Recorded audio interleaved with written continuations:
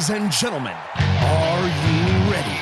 Shit's about to hit the fan. Welcome to Unsanctioned Thursdays on Wrestling with Freddie.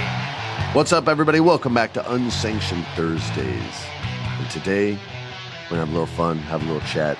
But we're going to start with I want to start sharing some of our text chains, at least the stuff we can share.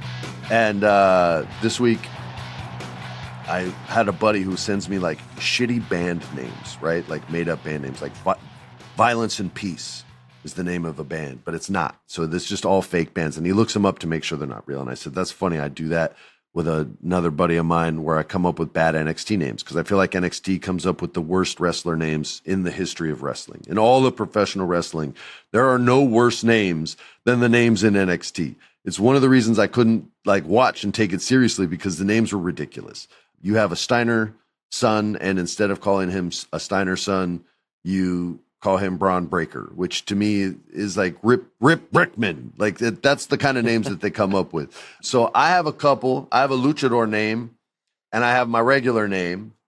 I know our producer Alex has some names. I don't know if Jeff has some names, but we can. I don't know. It's tough. I have always wanted to be Jeff Jackpot Die. You know, that's my favorite. Yeah, but that's too good. That's good. You wouldn't be on NXT with that. You'd be in WWE. You'd be on Monday Night Raw, baby, on the live show. So you got to come up with a shitty name. I'm trying to think. I pitched you one. I pitched you Crispin Adonis. That was pretty shit. Or no, Crispin Antonius that's what your name would be. That's pretty shitty. But you got to be super buff and handsome. You got to love yourself. You got to be like out there with the Rolex watch and shirtless, like for no reason. Like that's what Crispin Antonius would look like. Very oily. Very oily. If I debuted, my name would be Skip Blister. That's my name because I try to think of what would be the worst of the worst. And I'm not joking. As long as you guys don't wreck it and spoil it and like repost this and aggregate it, I'll bet you see NXT come up with some of these names on their own. If you say the name, they won't ever do it. But if you don't, in like 6 months, you're going to see a developmental talent come up and his name's going to be, and in the red corner, they don't say red corner, and in the other corner, Skip Blister. Versus, so bad. Yeah, man, it is so bad. And that's why it's so great. So I want you guys to hit us up on social media, Wrestling with Freddie, and on Instagram, and give us your shitty names. And I'll read them out here if they make me laugh. And they will make me laugh because all these names make me laugh. It can be anything. They're all bad. And I don't want to like bash anybody's working name out there more than I already have. But you know who I'm talking about, and you know who you are. And you know you don't like your name. I remember when Dolph Ziggler debuted, he did not like that name. And I don't know how the dude got it over. He just happened to be one of the best workers.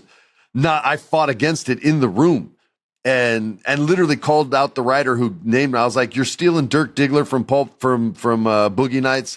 Like, get out of here, man. We can't do that. And that made Vince concrete it even more. And he's like, that's exactly why we're doing it. Because he's one of the best workers in the history of the business, he got the name over. But it's names like that drive me crazy. And I thought Skip Blister would be one of the best. Our producer thought it would be cool to expand it into the luchador universe. And our producer, Alex, calls himself El Chancla Vengador. And his finisher would be El Castigo de la Chancla. So if you don't know what a chancla is, it's basically a sandal or a flip-flop. And a lot of like Puerto Rican grandmas and Mexican grandmas and El Salvadorian grandmas and just Latino grandmas in general wield these as weapons the way old school moms wielded spatulas and wooden spoons to whoop their kids' ass, or your dad would get a belt and put it to your hide. This is what the Latina mothers and grandmothers would do. They would throw it at you like a boomerang, and somehow it would probably come back and they'd catch it, which would probably scare you.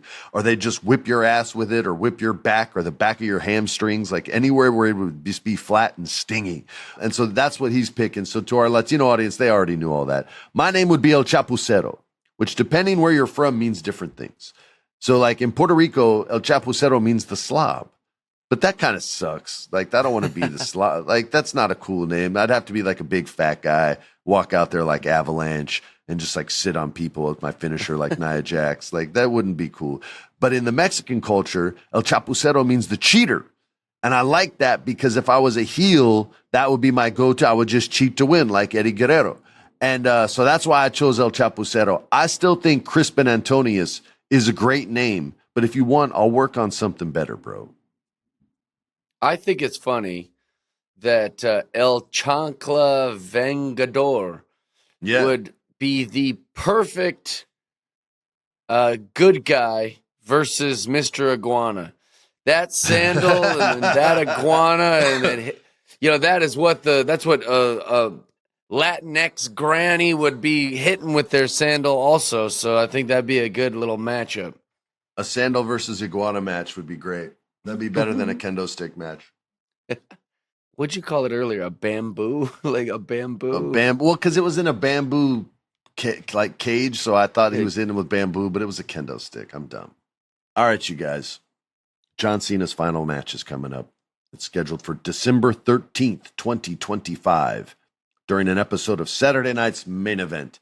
And that show is going to air at the Capital One Arena in Washington, D.C., and will stream exclusively on Peacock. So if you don't have Peacock, you can't watch John Cena's final match because wrestling is hard to watch in the modern era. Hard to find. Hard to find. You got HBO for a lot of these pay-per-views now. It's HBO Max, whatever you guys, however you guys recognize it or call it. I don't know why they ever called it Max when HBO was always the cooler brand than Max. Like, how do they not just call it HBO? That was so, I was like, Max. Max is known for Skinamax, like late night softcore porn movies. HBO had all the good stuff, like the movies that were cool that everybody could watch. So I don't know why they ever called it Max. That name sucked. Whoever did that sucks. But you can watch this on Peacock. Also, wait, what is this? Oh, I just read one of the notes.